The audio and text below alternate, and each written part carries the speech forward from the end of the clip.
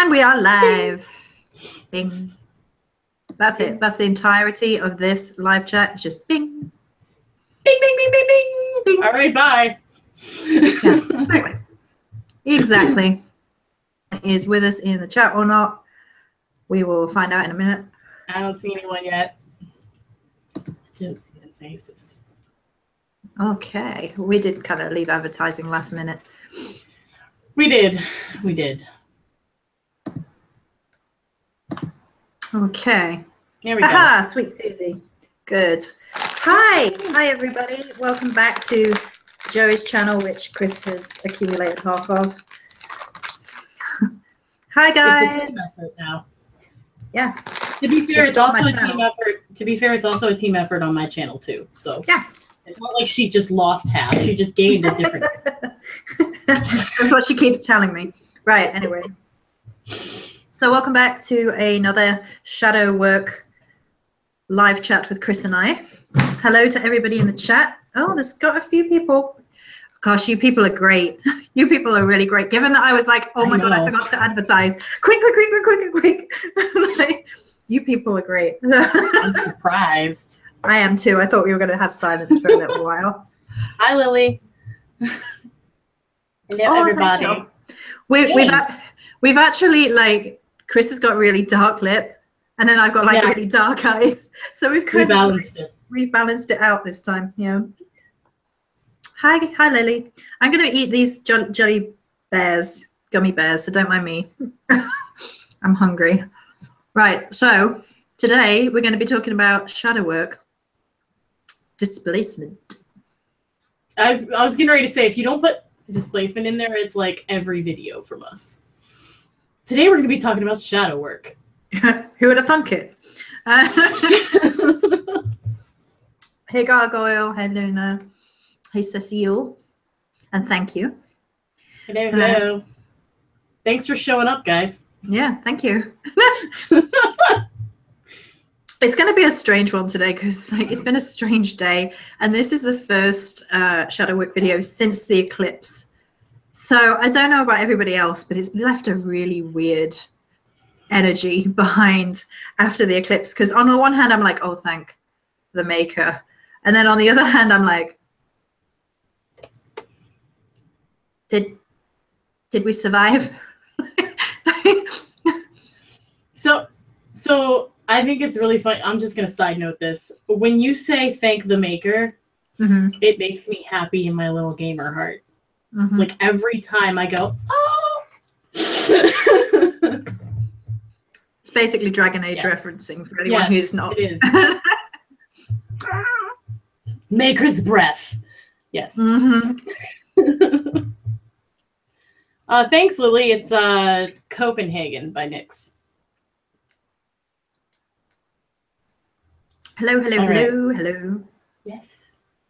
It's actually not raining here in Scotland, as you can probably see. Sunshine. It's cloudy, but it's not bad today. It's dry out here. Anyway. Yeah, so shadow displacement and stuff. So sorry I'm a little bit out of it. I am a little bit out of it. I've had a morning of it, of chasing around internet people. Hey, random. Aha. I'm here. I'm awake.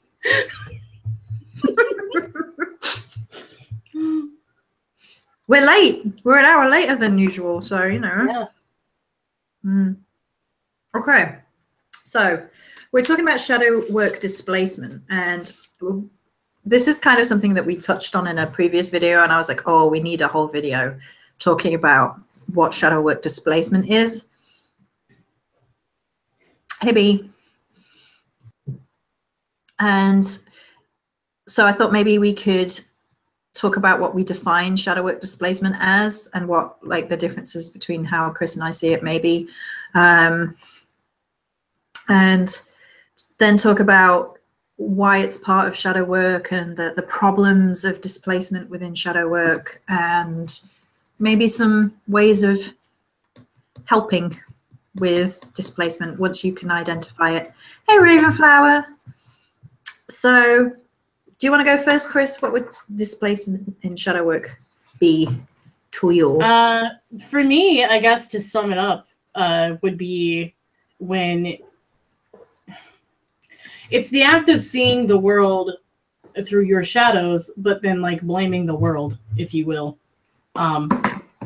So like, you know that you have a hang up about this one thing, and then it's all around you and everybody else is like doing this towards you. Like essentially you're the victim, and it's actually like you seeing that because of your own perception of things. So in a ways it kind of ties in a way it kind of ties into the mask thing, but it's like taking off your mask and putting it on someone else and being like, how dare you wear that mask? Mm-hmm. Mm-hmm. That's kind of how I feel. Mm. Watching on the down low from work, that's awesome. I'm working, honest. So displacement to me kind of is like the utter refusal in when you're aware of it, at least, because there is stages of shadow work, obviously. And if you're aware that something is your shadow, then we're talking maybe about another soundbite. Say that again. They're what? They're aware of their shadow? No, they're what? What was this? I don't know. What word do you want? Stages. The stages. Okay. You guys don't understand. Like, if you don't know, I'm gonna collect little sound bites and I'm gonna sell them so they can like pop up on your phone in her voice, like pop it. Great. Sorry, stages. That's gonna be one of them. Stages, right?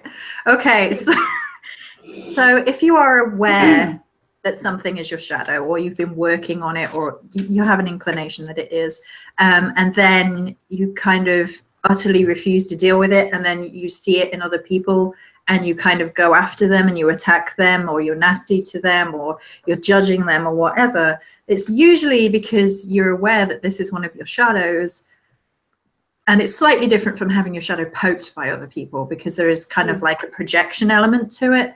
Like when people poke your shadow, that's their behavior is aligning with like a fear or a shadow of your own. But when it's displacement, it's kind of like the rejection of dealing with something within yourself, or the struggle of dealing with something within yourself. And then it kind of, you move outside of yourself and kind of be like, oh no, that's terrible in that person, or that person's behavior is abominable, but deep down you know that you reflect that behavior on some level. So that's where I would be with that's really different than like being poked for me. So that is a good clarification. Yeah, because we can be poked by something. So for example, if you've been cheated on in your past, and then you see the behaviors of an individual who's acting a certain way with your partner right now, and you've seen that behavior before, that's shadow poking, because you're basically correlating to an old state of pain, and it's your shadow in that you've been hurt before. Oh, interesting. I'm pulling cards to see what we need to focus on. Oh, we have cards? We can yeah. Okay. Ooh, if you have interesting. My arm. Ah. I'm excited, Chris. So that's the difference. Whereas displacement could be like if you were cheating and then you were judging someone else for that sort of behavior. That's because you're not dealing with the things that you may be judging yourself for them. You maybe think less of yourself for them. Maybe it's a shadow, all that sort of thing. And then you're displacing that onto someone else and kind of like tearing down someone else. Yes, of course. Random's running shit. Yes. Yes. Thank you, Random. We will absolutely answer any questions as they pop out too. Do you want to do what cards we got first and then carry on? Yeah, sure. You do that, because I haven't pulled mine yet. Okay, well, I received the Halloween Oracle from a friend, which I'm going to do a video on in a day or two, because I keep meaning to and keep not, for one reason or another. So I pulled 3, and the first card is the Witch. Right there. What does it say underneath? The Earthly Weaver of the Worlds. And I really like that idea. I also love the fact that she's got fire between her hands. Between her mouth? Oh, between okay. her barbers. She's got fiery breasts, beautiful fiery breasts. They're all glow with bosom fire. of death.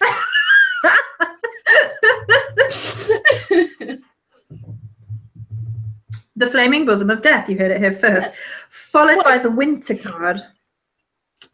Ooh, so this is the winter card. That. And the winter card is the sacredness of pausing, which I think is really interesting with regards to then you've got like a weaving card, the things that we create for ourselves, and then pausing, so in order to introspect. And then the final card is the werewolf exploring wildness. So the werewolf and the vampire are my least favorite cards in this deck. But this is the Halloween Oracle, which a friend sent me, and I am going to do a video on, because I've never owned the Halloween Oracle, which might surprise some people. So there you go. So this very much. The reason I don't own it is actually because I thought it would be kind of like cheesy. Yeah. But some of the cards you show me have really surprised me. Like I'm like, oh. I mean, look at this. Look at this card. This is my favorite. Yeah, card. I've seen that one. That's my favorite card. That and the skulls, because there are a few different skulls in this deck, and they're just skulls. I'm in. Yeah. And then I am using the Tarot of the She as per usual. Usually, if I'm using a tarot deck and it's for public, it's the Tarot of the She, because they're cheeky and I love them. Mm-hmm. Are you good, Joey? Mm-hmm. You go for it. Yeah, I'm just popping my cards. So the first one I got was Dancer 8, Escaping Stagnation. Which I'm gonna do that. You let me know if it's focusing. You good? Right? Yeah. So this is basically reaching up out of the black and white mentality into the full color spectrum, reaching towards the sun, the light in ourselves, reaching towards the mountain that we have to climb with it to understand everything. Because shadow work it's work. I mean, it's in the name. You gotta work. Yeah, you gotta work. You better work. So yeah, so getting that like black and white dichotomy kind of view and going, oh wait, the only limitations there are actually like myself accepting like what I've been told. It's not actually the truth. Look at all this other shit. Look at this shit I can explore. Right? Mm-hmm. And then the next one is Gift of Connection, which is something that I talk about a lot in my mentorships. Let me get close. There you go. Yep. So this is being connected to all things, knowing your connection in relation to, and how they help and hinder with shadow work. Is that the earth symbol on his stomach? Yes. Yes. So my first card was about weaving an earth, and your second card's about earth. That's interesting. Yeah. It's also a wild guy, which was your last card. Yeah, so in this he's touching the tree, he's got an owl on his shoulder, a butterfly on the other shoulder, and a wolf kind of like resting his paw on him. And he's connected to all things. He's also half, like, he's a pan guy. He's got, fuzzy legs. Goat legs. Yes, he's got fuzzy legs. And that's the connection to all things and noticing our place in things, part of shadow work is looking at how, a big part of shadow work is looking at how we interact with other people and what we think of ourselves in the world. Like what is our link in the chain, and what does that mean? And do we use it well?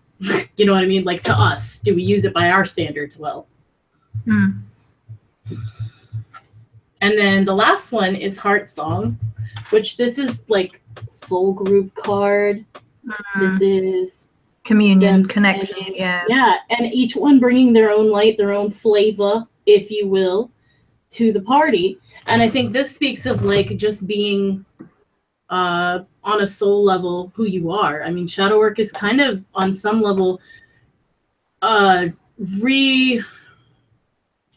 rehashing the shit that you've collected over the years and going, but do I really need this? Do I really believe that? No, let's fucking throw it out and train ourselves to do something else. So that you can be like a truer version of you, if you will, and what you actually believe. And so it's getting back to like that soul version of you, bringing your unique color into the world, your unique shine. Or There's shade, also if you will, if you were a child of the dark. The other side of that, of course, is the way that shadow displacement can actually break and hinder community and soul community, especially because with the problem with displacement is there's an aggressive element to it. There is a sort of an attack element to shadow displacement. And if you're attacking the people who you're connected with, then you're sort of fighting against the bonds of spiritual connection of that ecosystem. You are hurting other individuals, other spiritual beings, of course, and you are you're projecting rejection. And nothing good ever came from projecting rejection, not on an internal level and not on an external level, because you are first and foremost rejecting the shadow within yourself. Well, that's a bit of the planting yourself in concrete thing, isn't it? Which is one of my favorite Joey quotes ever. This is when Cris was having a moment and I was like, stop placing yourself in concrete. And Cris was like, what the fuck are you talking about?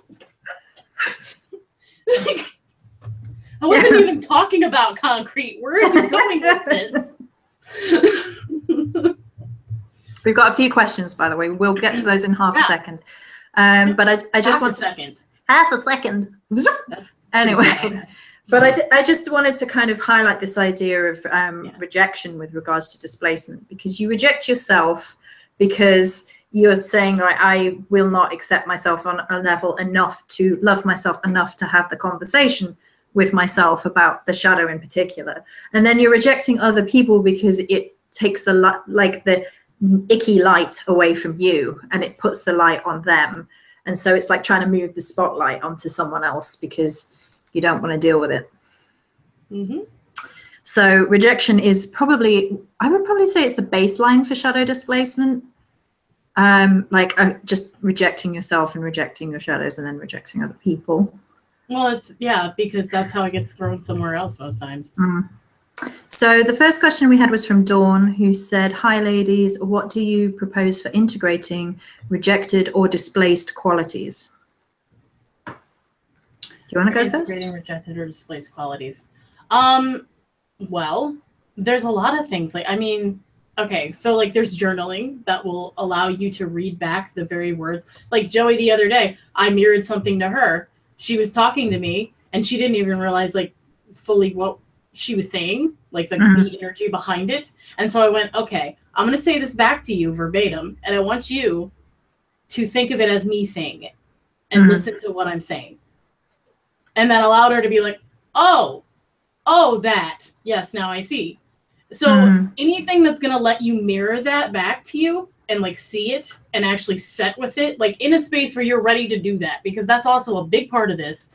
Unless you are actually ready to stop rejecting it, you can mirror all day, but you're just going to ignore it. Yeah. That's the whole purpose of that, why you did that. You know what I mean? Yeah.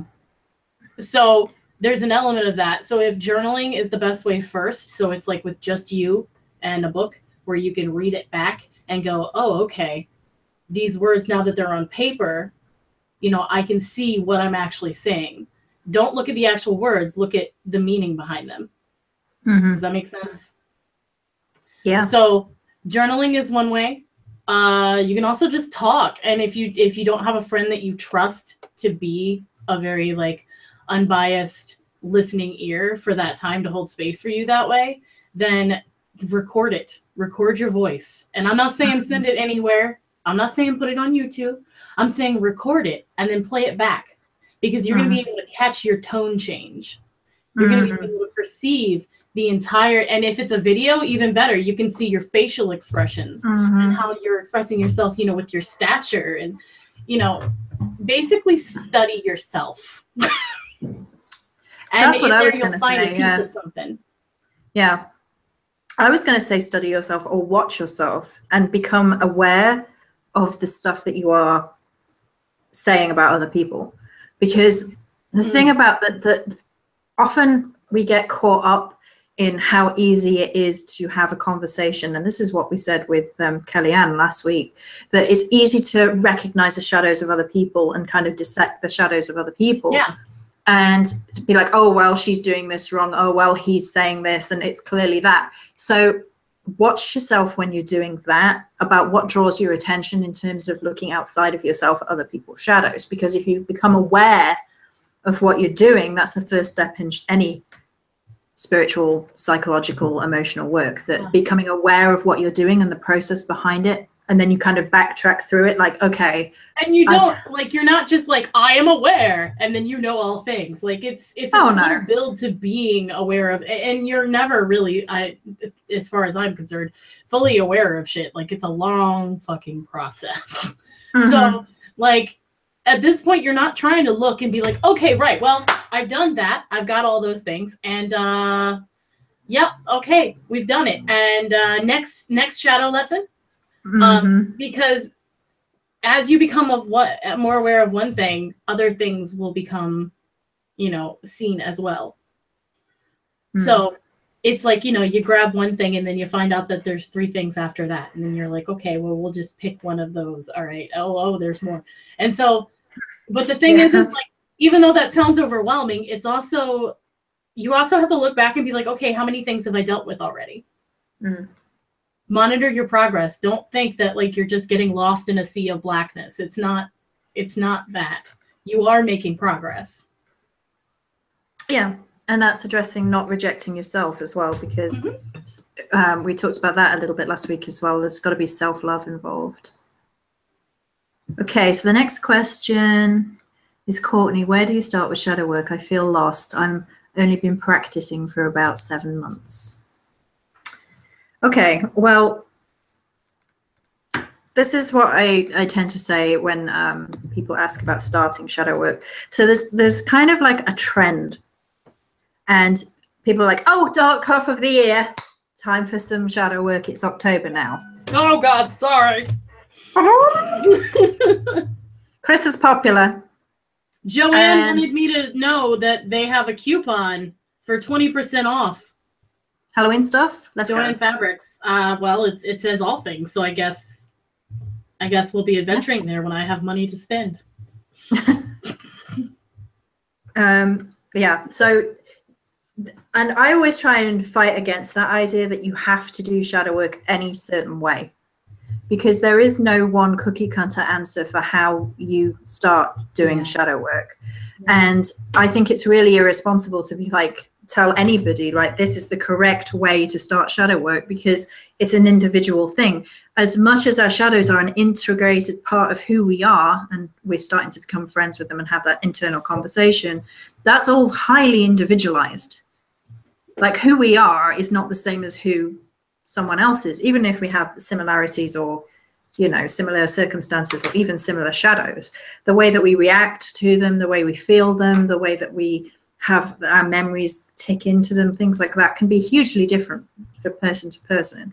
So the thing that I would probably say is, first and foremost, trust yourself about where you're going to go with it. And feeling lost is probably like a really wise place to start, because shadow work can be really kind of like encompassing, and it can be really kind of like drowning. Basically, you can be like, I've got all this emotion and now I'm drowning and I can't cope with this, and there's something that's causing it and many things that are causing it.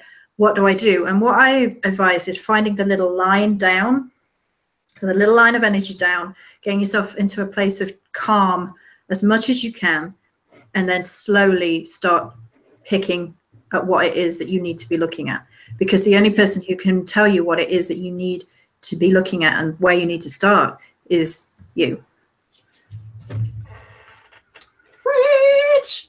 Yeah, no, that's pretty much my answer too. Exactly. Is I was going to say, like, it really starts with you because it's unique to each person. So anytime someone asks me, like, oh, where do I start? It's like, girl, where do you want to start? Where do you start? Like literally, like where I wonder, where does right now? Where does the pain start? because where does that pain start? What triggers that pain? Where does that pain come from? And follow the thread, which we've kind of answered Cindra's questions, kind of, which is, do you have a favorite time? And let's just scroll all the way down. Do you have a favorite time of day or night for shadow work? How do they behave? I'm guessing I have a favorite time. I have a favorite time for shadow work. All the damn time. All the damn time. Yeah. No, like, because I don't think that one or the other, at least for me, makes it better or worse. I mean, there's different things that come with both times of the day. So all of the time. I mean, you're always with yourself.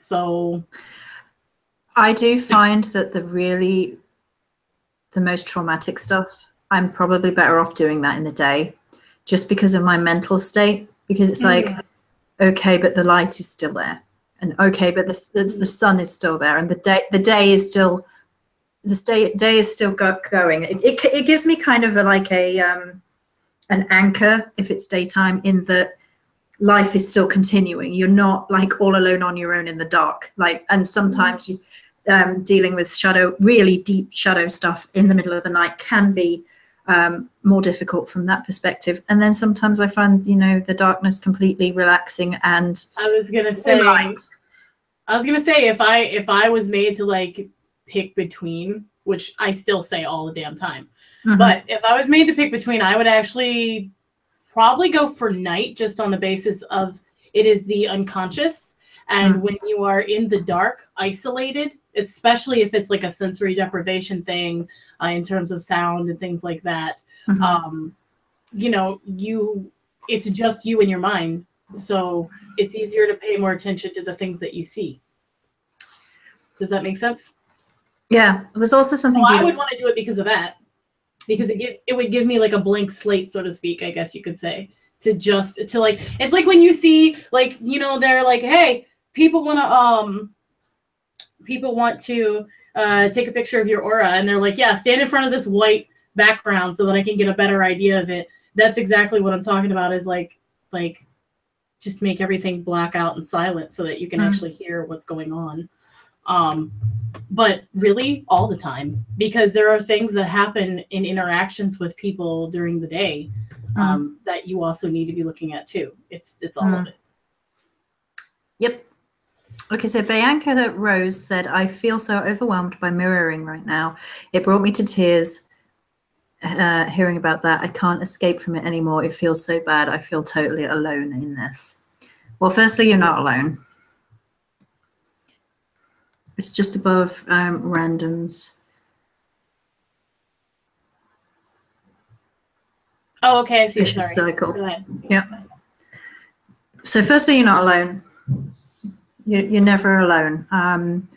That's part of the reason why I think both Cris and I do a lot of these live chats, as well as our videos and the things that we offer, as well as the services that we offer.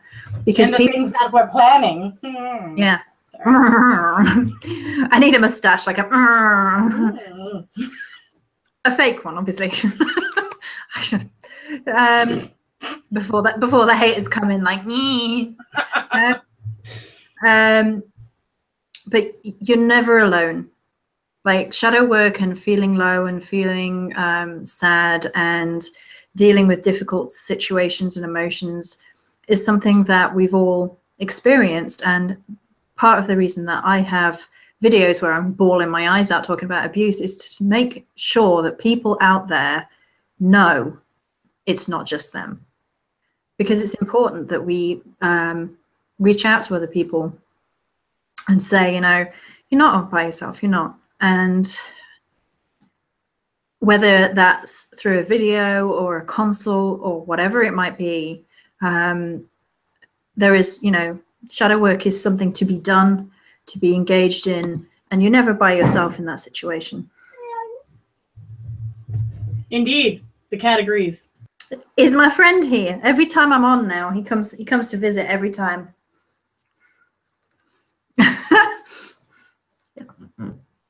Every time he comes to visit. into my shit, so hold on. You keep talking. Oh, okay.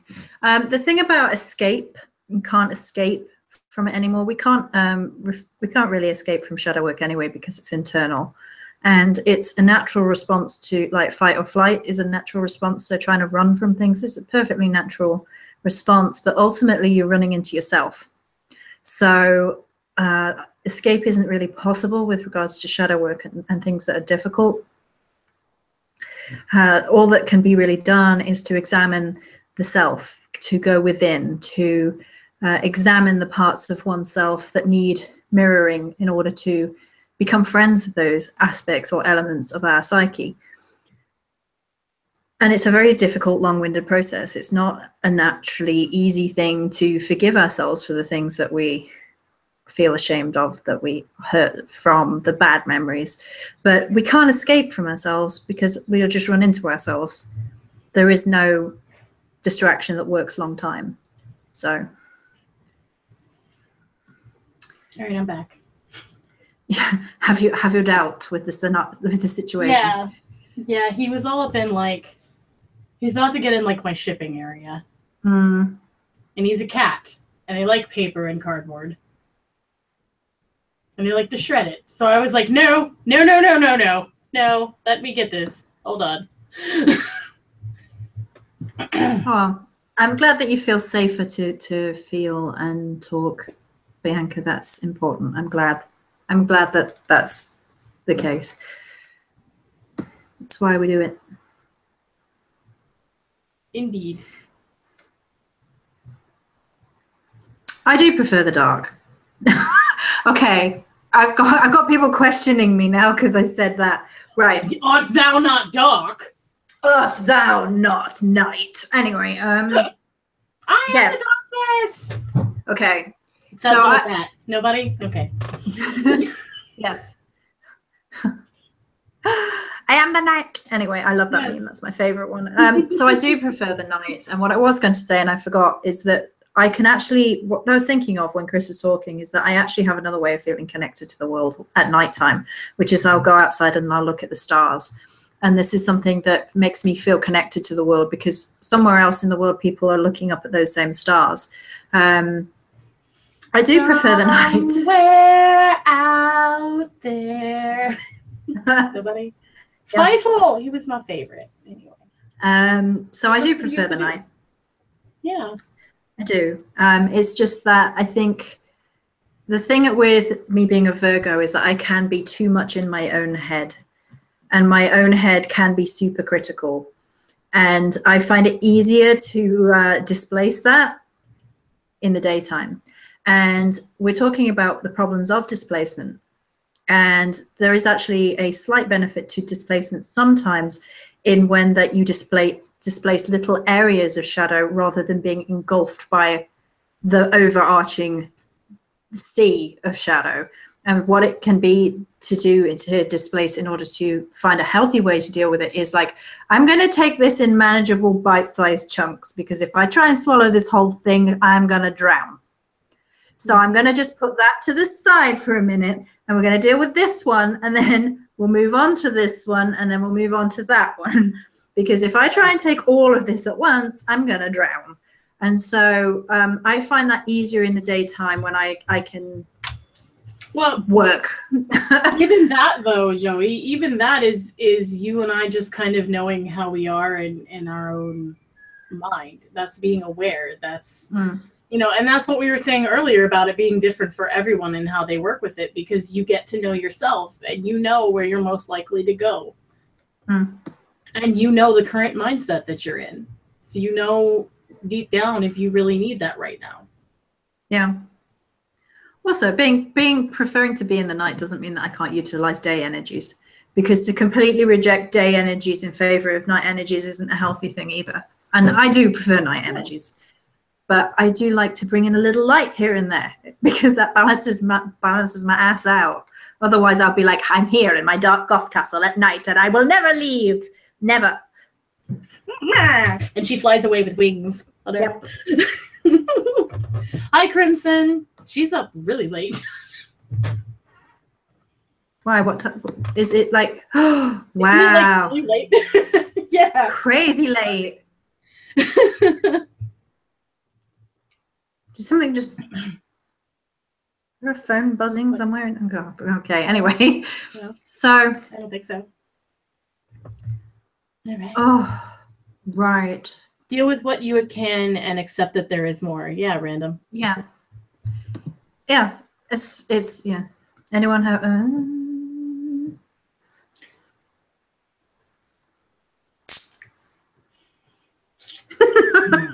You're doing that face. Did you read the book thing? Are you doing that face? Yeah. Yeah. Well, you know how I am with books, guys. Come on. I would say shadow work. They're great, Shadow work, as in like that's something that needs to be personal again, because shadow work is so personal that documenting everything down just in a notebook is probably the best way of doing that. Okay. Here's what's up. Okay, so first of all, I would say if you're really going to study like what shadow work is, look up Carl Jung, because he talks about shadow. Like that's where the idea essentially came from. So look into him and what he defines that as. Look into psychology in general, because that can help you kind of like see patterns and aspects of yourself. But I would say don't let it define you. Look at it and use it as resources, but don't let it give you your answer, because you are the answer. Carl Jung. It's J. Here, I'll type it in the chat. Jung, but yeah. Chris has got you. She'll type. Yeah. There we go. Okay. Yeah, now everybody's typing his name in the chat. So Jake says, for a few years I stayed in darkness entirely, but then some new friends of mine brought me to the light, so to speak, and as if I got pulled out of a murky pool in order to stop drowning.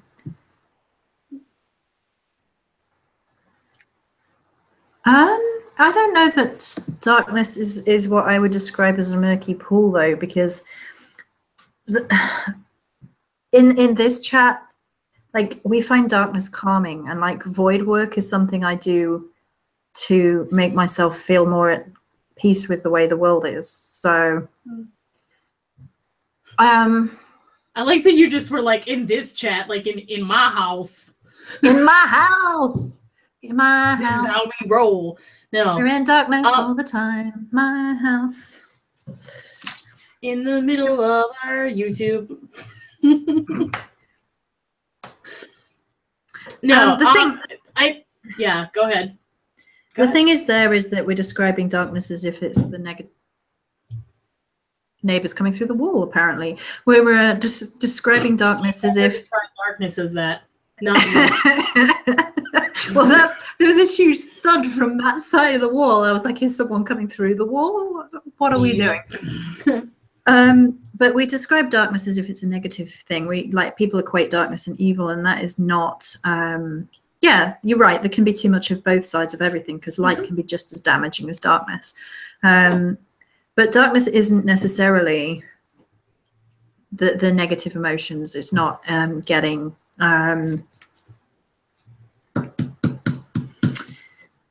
basically, it's being poisoned by shadow, I think, is what you're describing. And when you are poisoned by shadow, it's when there is an inability to deal with the shadow work in the bite-sized chunks, or however you deal with it best, as I sort of mentioned. And then it takes over, and you become engulfed by the shadow. And that can be a very alarming place, because everywhere you turn, everything hurts and nothing makes sense, and your mind's going 100 miles a minute, but then your emotions are going 100 miles a minute, and you can't quite catch your breath and catch your thought, and everything's just running on from one another, and there's no breathing room. That is poisonous shadow to me. That's not necessarily anything to do with light or darkness. The reason that we do shadow work is to understand ourselves better. And in understanding ourselves better, we know when we need to rest. and we understand self-love a little more and learning that. And that is when we know that, hey, we need a change. We need to lay off of whatever this is we're doing, whether it's light, whether it's darkness, whether it's whatever, and take a breather and get a change of scenery. And if that's what happened and that's what you needed, then awesome. But, you know, I also just wouldn't, and I'm not saying you necessarily are, but I would also be very careful of like villainizing one side or the other, because that also will throw up a whole other cluster of roots. Yeah. So yeah, I agree, Dawn. I am very similar to her. The darkness is the goddess, like the moon energy. Yeah, I agree. Also, the retrogrades and the dark moon thing, people are talking about like retrogrades. Random said retrogrades are a great time to actually focus on shadow work for me. I pretty much dedicated this retrograde to shadow work and shadow reflection. It really brought it to the forefront of my practice.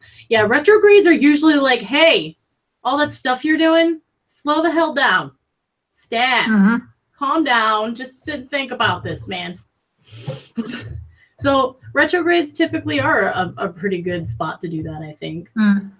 Dark moons traditionally are told that, are said that, like, you know, that's a time to reflect too, because you're in the darkness. And also, like, even spell work traditionally, like a lot of people do spell work during the full moons. And then, like, if it's like a new moon, for instance, they will usually do less like active stuff, I guess you could say, for lack of a better way to describe that. Joey, do you know what I'm talking about? Whereas I am not actually that person. I'm the reverse. I'm not either. I'm the reverse. I was getting there. I'm the reverse. So it's, again, this is a matter of like knowing how you're feeling, where that is for you. And it could also be something with the fact that we both have shadows that are literal light. So we can talk about that too, you know, being exposed. Yeah, that's a good point. And we can talk about that in terms of displacement as well, because so if you have light shadows, which is something that doesn't get talked about as much, I don't think. Because they're like, what? Those aren't the same. They can't be the same.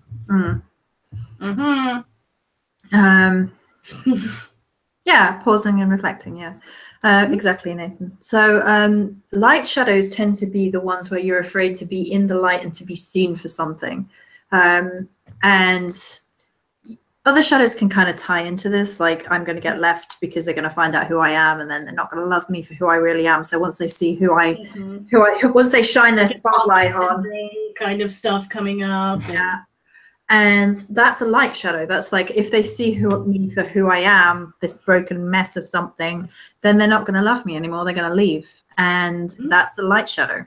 That's having a light shone on you shadow. And that's really interesting. And that can even extend. That can even extend into, okay, so say someone wants to dance. And they're afraid of getting up there and dancing because they feel like everyone will be looking at them. That could be considered a light shadow. Definitely. Because you are exposed. You are putting yourself, quote unquote, in a spotlight position where people will see everything about you, every little thing. And you become hyper aware. And so you sulk back against the wall just a little more. And so, you know, that's an aspect too that people don't really think about being. And it stems from feeling like you're not enough a lot of times. And then the displacement of feeling that you're not enough would be a really interesting one, because then you start looking at other people and their behaviors and why other people behave the way they behave and why they treat you the way they treat you. And rather than being like, I'm worried that people won't like me for who I really am, there can be kind of like a confrontational, well, I don't need people anyway, or well, I didn't want to be part of this anyway. How many people have seen the one meme going around on Facebook of like the girls that are like the typical like you know, popular high school girls? Yeah, the mean girls. And then underneath of it's like Morticia, and it's like, you can't sit with us, and Morticia's like, I don't want to. Like that is another example of that too. It's like, okay, Or you guys could just like be friends and stop with this shit and like sit wherever you want anyway. Yeah. Like that is another defining line that we're placing, a limitation of this is how I'm defining me, so that's how I'm defining you, which means that we have to be separate. Mm. And it's on both sides happening. Yeah. So, you know, yeah. It can manifest in a lot of different ways. Mm. And all shadow work is being aware that you're doing that. And being like, huh. Okay, so why did I react like that? Mm. And how can I get to the bottom of this? How can I take action maybe to change this reaction, this automatic reaction that I have? Usually if something really pisses you off or something really hurts you or like you get a strong emotion, that's when you need to really pause and be like, okay, wait a minute. Why do I feel like this right now? And that's not to say you shouldn't. It is nothing about like the right to. But it is a matter of processing things and really getting to the bottom line of like why you did react that way. What does this mean to you? What does it represent even? I want to address what Shay just said.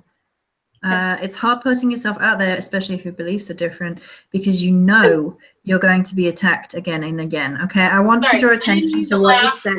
At the question, I'm laughing out of like my own experience with this. Yes. Sorry, okay, go ahead. Because I want to draw attention to what you said, because you know you're going to be attacked over and over again. So why do you know that you're going to be attacked again? If you're going in with the mindset of this is going to happen to me, guess what happens? If you go in with the mindset of this is going to fail and this is something I've been guilty of, and or this is going to be the worst case scenario, or this is going to fail, I'm going to be attacked, people aren't going to like me, then first and foremost, we're spiritual practitioners, however you want to define yourself, which is whatever. We know about laws of attraction. We know what we put out, we draw back to us. We manifest what we believe, and thought is very, very powerful, because not only do we then project that energy out into the world, but we will probably wear that energy within ourselves. So if we go out thinking everyone's going to hate me, the way that we look physically can physically change, and we kind of introvert in, we kind of head down, we kind of make ourselves emotionally and physically in some ways unavailable to the outside world. And not only that, even like with how you hold yourself, there have been studies that say that there are certain power poses and certain like depowering poses or disempowering that will change your brain chemistry at that moment according to like what your mood is. So if you're sinking down and you're doing this, then your brain's gonna go, oh, we're doing this now, okay. And like if you're like power woman posing, like Wonder Woman posing, then it's gonna be like, oh, we're confident we can take this on. You know, so even that, like what you're talking about, that there's an aspect of knowing that and being able to use that. I'm going to use a pretty macabre example here, but when I was never. It's kind of, well, so when I was doing like a self-defense study thing, I actually read into some of the psychology of abusers who attack people on the street and how to avoid being attacked and things like that, particularly as a woman, is what I was reading. So the thing is about where you're looking and where your head is has a weird effect on men, who, particularly men, not exclusively men, who are about to attack a woman. So there are other things like they're less likely to attack a woman in trainers because she can run away, and they're less likely to attack a woman with an umbrella because she has a weapon. But with regards to where the head was, it was like if you're staring straight ahead and you don't pay them any mind, that's the safest place. Because if you're staring at them, that's confrontational, that's aggressive, that's kind of daring them to do it. If you're looking down, if you're being like, I don't know, what would you call it? Docile. If you're looking like victim mentality, looking down, you're looking afraid, that encourages them to do it because they decide you're an easy target. But if you're looking straight on and you just don't pay them any mind, that's the way that it's assertive basically rather than aggressive or docile, so it's less likely to be attacked. And that was a psychological thing that I was reading about some years ago. So it was kind of depressing, the whole study of like the interviews with psychopaths and things. It was very depressing read, but yeah. I had to study a lot of self-defense stuff because I worked with a lot of autistic adults, some to different severities depending, and with other things as well going on. And I had to learn a lot of stuff like that, you know, and just common stuff like, you know, always be the one that's against the door. Yeah. When you talk to people, talk to them kind of from the side on, if you know, stuff like that, that it makes you a lot more aware of your body language and your tone. Yeah. Yeah, the calmer tone is the best way to do when people are being aggressive with you and things, because I've actually had firsthand experience with this, is when people are screaming and getting into screaming arguments, I will remain at the same decibel level with my voice. I will remain calm, and I will remain speaking in clear, usually short sentences, because that doesn't empower or feed into something else. Oh yeah. Because you can keep screaming and shouting all you want. Oh yeah. And the words will get more posh and longer, and we will enunciate. But yeah, it's about where you're putting your energy into these things, because and that's the same as thinking that you know something is going to happen. Because if you put your energy into maintaining a balance, be it in an argument, and this could actually be helpful if you're afraid that you're going to get attacked for having a different spirituality, or verbally attacked, or whatever it is, then this can actually be helpful, thinking about it. So you're just keeping a balance with the way your body language is, and the way that the voice is, and the way that you portray. And there is absolutely nothing wrong with refusing to participate when people are coming at you for things that you don't feel the need to bloody defend. So if someone's coming at you for your spirituality, and you're like, can't we live and let live, is the first thing that I will say. I will be nice about it the first time. If you keep pushing me, I'll just be like, hand up. I don't want to talk about this anymore. Because you create a magical barrier by doing it. You're putting your projective hand out. Like, you don't get in their face about it, but I don't want to talk about this. That's it. Yeah. And line in the sand. So. Ooh. All right, random. Enjoy the pool. Thank you for modding.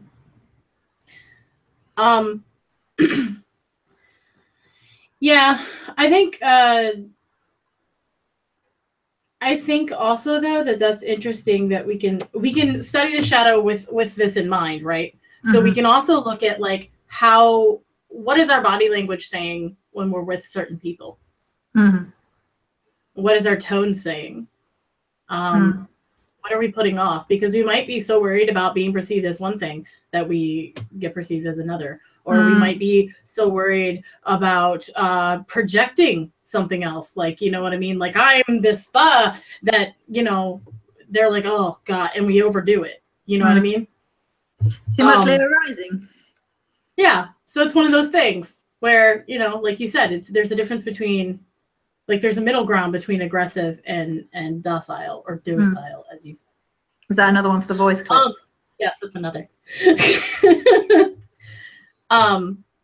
But even in that's something where, that's why I was saying, like, suggesting the video earlier and watching yourself, because you can see you doing it.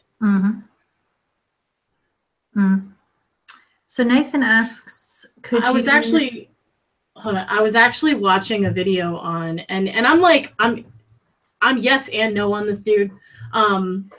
But I was watching a video by Tony Robbins, and he was talking about matching people's tone and their drawl, or not like literally, but like how you were talking about your tone being very steady like this. there's a dominant pull, that there is like there's a battle, if you will, that you're not even realizing between that, where the person is trying to figure out, are you friend or foe? And when they're trying to fight, like, rah, and you're just staying at this steady level, you're actually exercising the dominance. Like you're going, no, I'm not going to change it. It's like women when they have their period. There's always that one person that everyone syncs up to. Yeah. Right? Yeah. Okay, it's that kind of thing going on. It's like, who's the fucking alpha in this conversation? But like, that's something to be mindful of as well, is like, do I always need to be that? Am I always trying? Am I always trying to be the other even? How do these conversations go with people? And friends, family, enemies, all of them. Yeah. Well, sometimes the most confrontational things give us the most insight into who we are, sadly. Yeah. I was just having this conversation with a person I mentored last night, even. So I mean, this is a common thing. You were saying though, sorry, there was like a question. What are you doing, lady? We've lost her. Yeah, it's just an email. I'll deal with it in a minute. Nathan asks, could you give some ways to help increase self-esteem and self-worth, like exercises and such?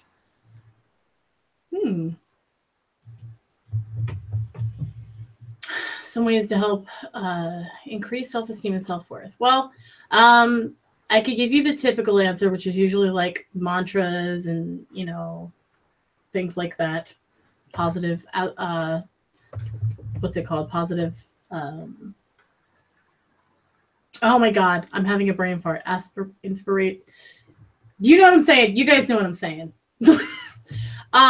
But my thing is actually allowing yourself to have a timeout.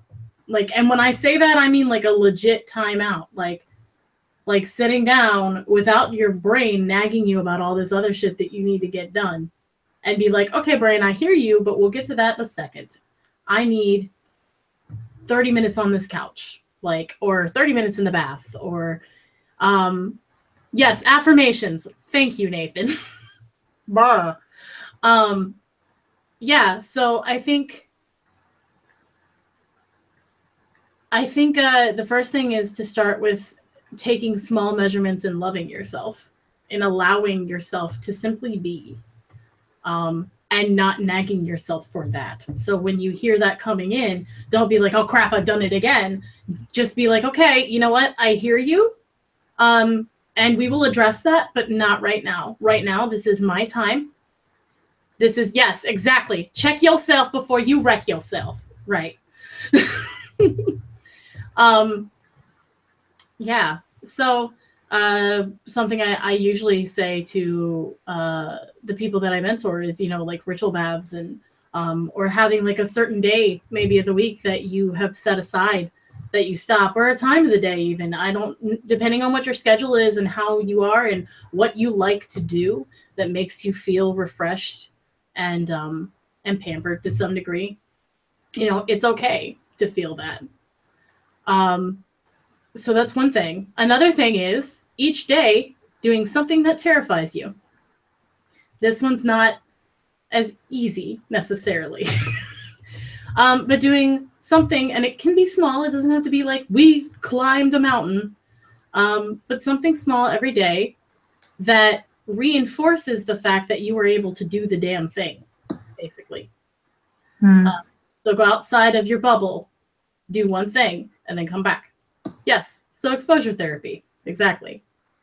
Yeah. And the more you do that, the more you will believe and let yourself believe that you can do even more because you've proven it to yourself repeatedly. Joey? How to self-esteem and like self-care, I think it was. Hold on. I'm running back. Self-worth. Self-esteem and self-worth. Exercises and such. I think self-esteem is a slow build. It's a slow burn. Particularly when you're looking at, well, Hannah just said what I was thinking. Self-confidence is a muscle. You've got to work it. Particularly when you're going through. Gotta work it. You gotta work it. Flip it better and reverse it. Anyway. So with regards to self-worth, it's kind of like a skincare lotion. You have to put it on every day. You have to remind yourself. You have to keep telling yourself, usually when you need to hear it most. Like, become aware when you're self-sabotaging and telling yourself that you're useless or that you crap at something or whatever it is that you're telling yourself you can't. Mm-hmm. And then flip it around. Okay. My best response to that voice is, watch me. Yeah. Watch me. Yeah. And, you know, slowly over time that builds, and you can, I don't know that overcome is the right phrase, because it's not necessarily overcoming it. It's just learning to understand. Yeah, and learning to kind of work with that feeling rather than pretending that it's going to be gone someday. Because I think all of us are going to have that voice of doubt on something at some point, and it will always come back. And I think the trick is learning how to be enough of a friend to yourself that you can say, no, come on, we'll encourage ourselves rather than believe the self-deprecating voice. So yeah, well, and that's also a key point of it too that you just hit on, is the fact that it's like, it's an ongoing process. So you might say, no, come on today, you know, like right now, and then like 20 minutes later you got to do it again. That doesn't mean that you've failed. That doesn't mean, oh, you're done, you suck at this. That just means that it happened again and you hear yourself and you're aware of it. And so you're going to hold your ground and make a choice. It's every moment is a choice. We have the choice to believe what we want to believe, and we can take others' projections onto ourselves, things that they've maybe taught us to believe about ourselves and things that we've accepted as truth by choice. And we can choose something different. We can choose to prove ourselves otherwise. We can choose to do the damn thing. Yeah. Also, and then if we fail at that, we can also choose not to beat ourselves up about it and to try again. Yeah, we can reevaluate what mistakes are, because I think in modern society, the idea of that we might fail or we might make a mistake is treated like this big taboo. And actually failing and making a mistake could be the most important lesson of whatever it is that you're doing, that to screw something up and then, right, what did I learn from that? How did I screw it up? Why was that a mistake? What can I do better? Look at all these big inspirational stories. There's always a moment in it. No matter if this is a fiction or if it is actual, like even if it's like Lord of the Rings or it's like someone telling their life story and this legit happened, there is always some spot where they think that they've failed. And in the end, they come out on top. They come out fully realized to some extent. And so that's where the inspiration lies. If you're failing, you're doing it right. Like, it's just another lesson to get you even higher up the mountain. It's a muscle. You got to build it. I see glitter ink. Just because someone may achieve something faster than you doesn't mean you can't do it. You just go at your own pace. Well, that again is comparing yourself to other people. And that's displacement, because in a number of different ways. Okay, so you don't have to follow somebody else's journey because it's not your journey, would be the first thing. And the second thing is, because it's not your journey isn't going to look like anyone else's. So I would want to take away the idealizing. Yeah, I would want to take away the idealizing of other people's life path, because you don't know. And well, you don't know the ins and outs of it. You don't know what they've been through. You don't know what their role in this world is, so to speak. And I think if we follow the life plans of other people, we kind of miss our own purpose. Like we rather than going deeply introspective into our own needs, wants, desires, we then idealize someone else's. And like I've said in the past, we risk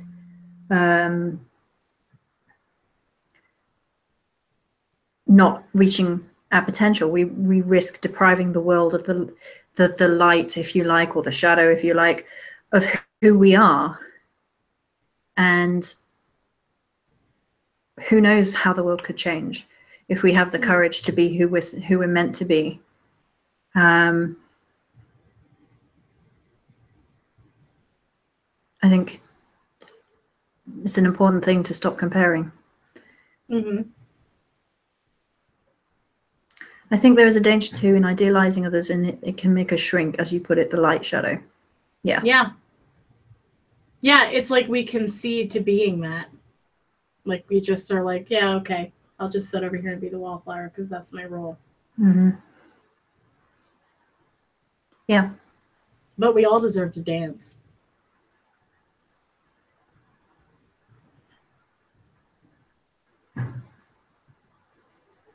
If we want to.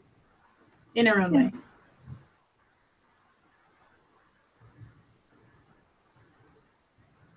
Burn the measuring sticks. Yeah. Burn them.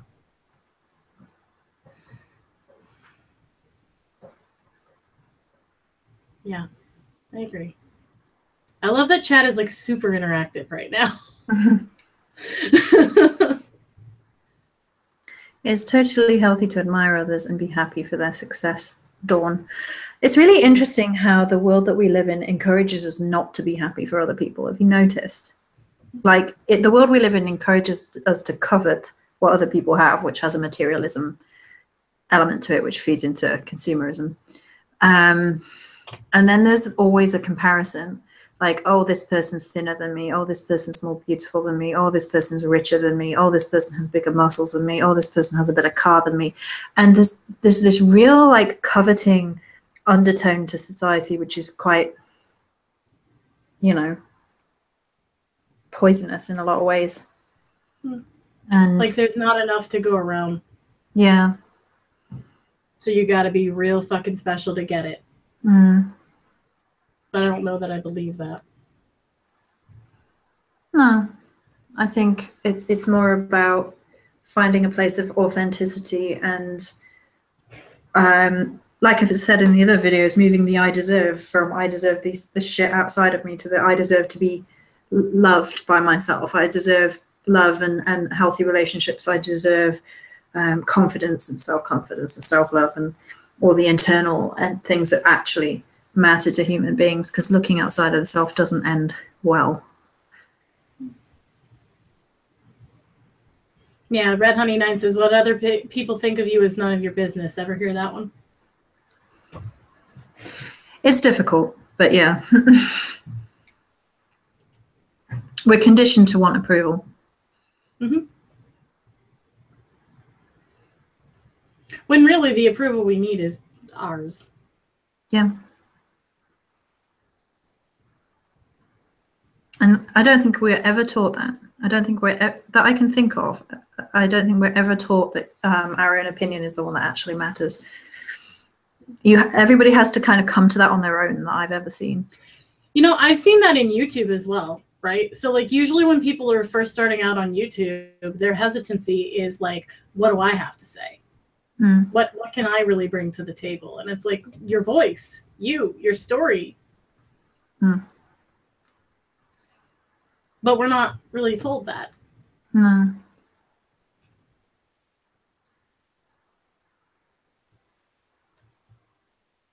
Pretty much.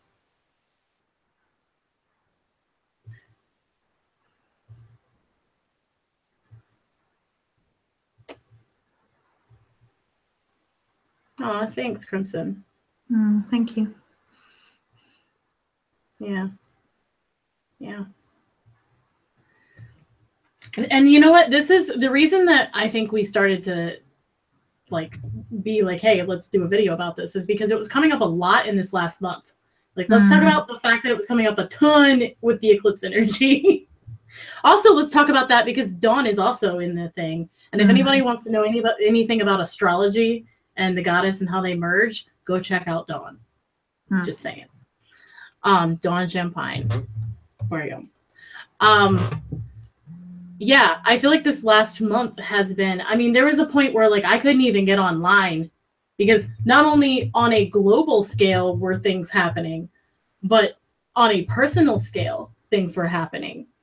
And they were things that were reflecting back to me shit that I had already been thinking. You know, like that critic thing had already been, yeah. And so there was, and then people were bouncing off of each other's. And it was just, it was pandemonium. So, yeah, I don't know, man. Like, how was your experience with all of that? With the eclipse? Oh my god. Yeah, and like talking about in terms of shadow displacement and all that shit that was going on. I was very aware of what was happening. Not that that made it easier to deal with. I was very acutely aware of what was happening, that shadows are getting mirrored from person to person and bounced back and forth. And things were being reflected at us that were truly ours to deal with. And it was kind of horrifying in a way because it was one thing after the next thing after the next thing after the next thing. And it was like, I'm tired. Can we not? Yeah. Can we not? Joey and I would like check in the morning with each other. Well, my morning, and be like, "You okay?" He'd be like, "This is the third day in a row. I can't deal with this shit." How about you? I'm tired. I don't want to people. Yeah. Yeah.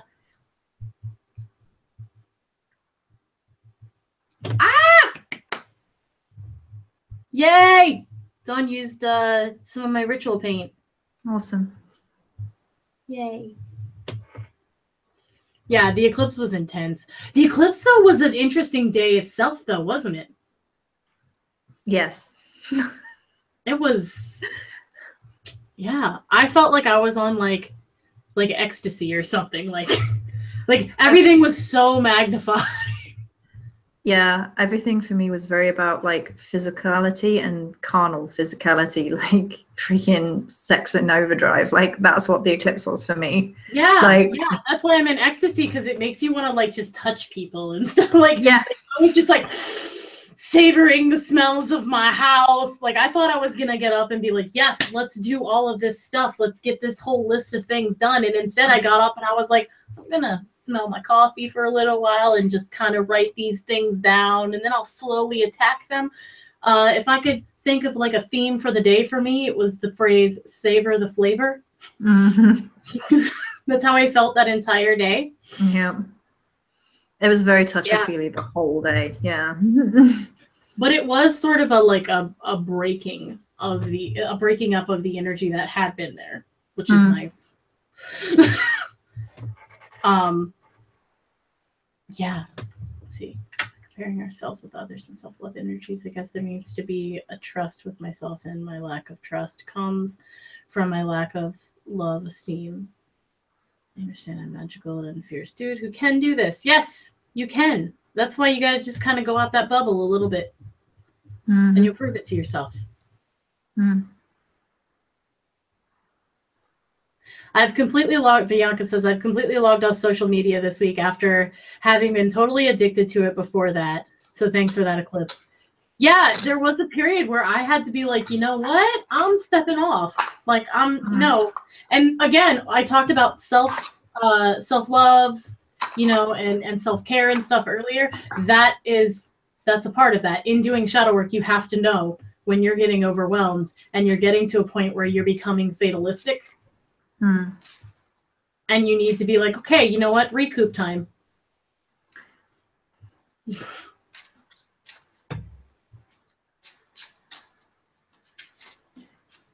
Yeah.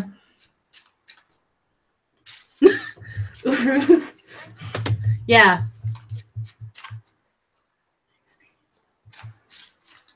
I hear cards. What are you doing? I need some more cards for clarity. I'm going to pull from the cards of chaos this time. Those, I love those. It's got my favorite card on it.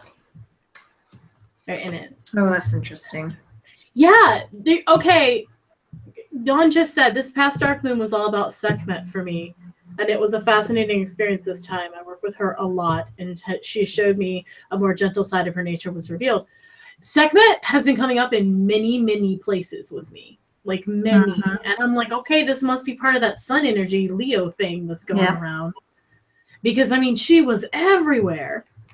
And I've never even really connected to her personally. I don't dislike her, but I've always had a hard time. But she was everywhere. And I'm like, okay, well, you're bringing some kind of message. So yeah, I'm listening. She was around for me energetically. Recently, I've just made a set for her for Ravenflower. So I've been interacting with her energies a little bit recently. Okay. What? Doorbell? Bzzz. Yeah. Yeah. Yeah, here it was the eclipse was like 87%, I think, so I didn't get to see totality, but it's all right. Interesting. Yeah, I just find it interesting how certain goddesses at certain times with certain like alignments and things that are going on, certain themes will show up very strongly. And everybody seems to pick up on the vibe in totally different places. So you can't tell me like the pyramids and Machu Picchu weren't fucking other soapbox. Sorry, wrong video.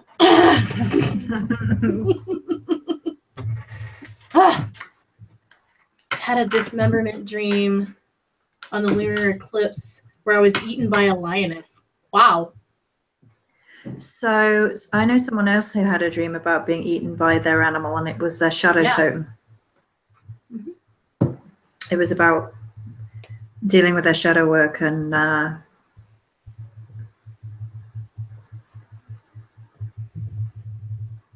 things of that nature. And so that kind of internalization process is that devouring is symbolic in the dream state of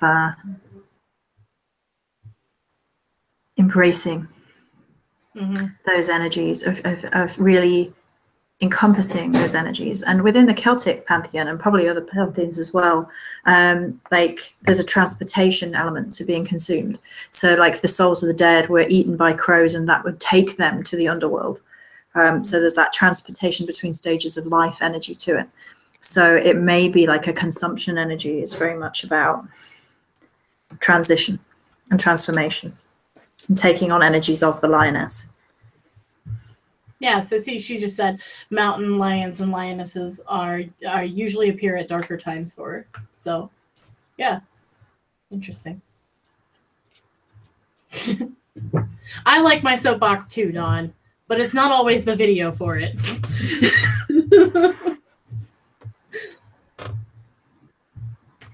Yeah. So are there any other questions, guys? Anything else you guys want to know about shadow displacement or like, I don't know, eclipse energy stuff that happened going around? Because we are coming off of like the illumination of a lot of shadows. Focus. Yeah.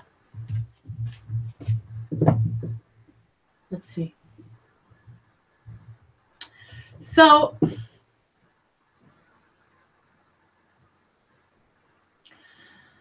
what have we not talked about with shadow displacement so far?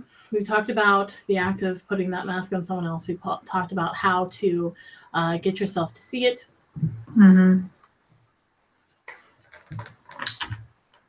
Talked about what it is. Instances of what it was. Well, we've talked about dealing with it as well, really, because we talked about becoming aware and watching ourselves, and I think we've covered everything that we meant to cover. Yeah. I'm pretty sure we did. Yeah. So if you guys, oh wait, were you? Yes, Melanie. Placement of our shadows through projection. Yes. Yes, we were. Yes, we were. So if there's not any other questions, then like, I'm good. It's also 50% your channel, and you have the live button though, so it really has to be your decision. No, I think that's probably a good place to end it, and go deal with some other bits and pieces. So, are there no more further questions on that? Oh, were you going to talk about the cards? I just pulled the mirror card, which I think is self-explanatory, given that we were talking about mirroring. And then I pulled sunflower and black tulip, which are kind of the two sides of the same thing. So. Yeah. Well, that's funny because I got root and blossom, which is down and up. Yeah. So, yeah, everything is connected. The opposites are not as opposite as you think. Yep. Which is like all of our chats in a nutshell. Yeah. Do I hear Darren?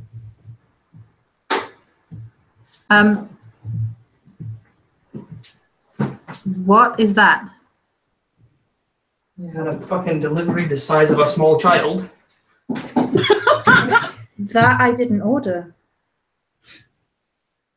I didn't order any of that. It's fucking arrived for you, so I don't know. Are there lids to all these things? Yes.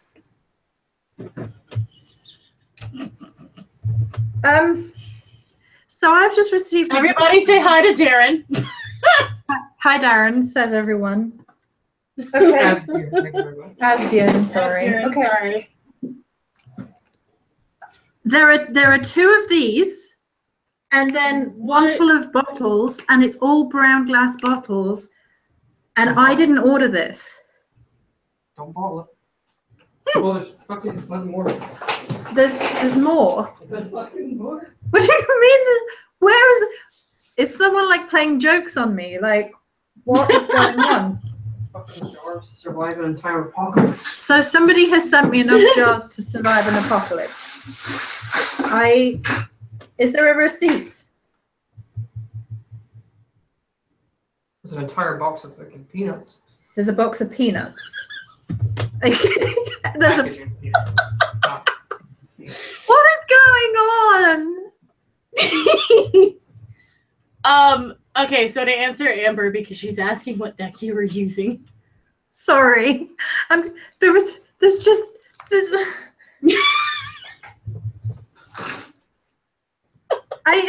I don't understand what's going on. Are you building a brand new apothecary? Somebody must have sent all of these witchy bottles, because there is tons of it, and I've definitely not ordered any of it. Can whoever did this please come clean? Okay. Pixie said the Viking comes home bearing spoils of the raid.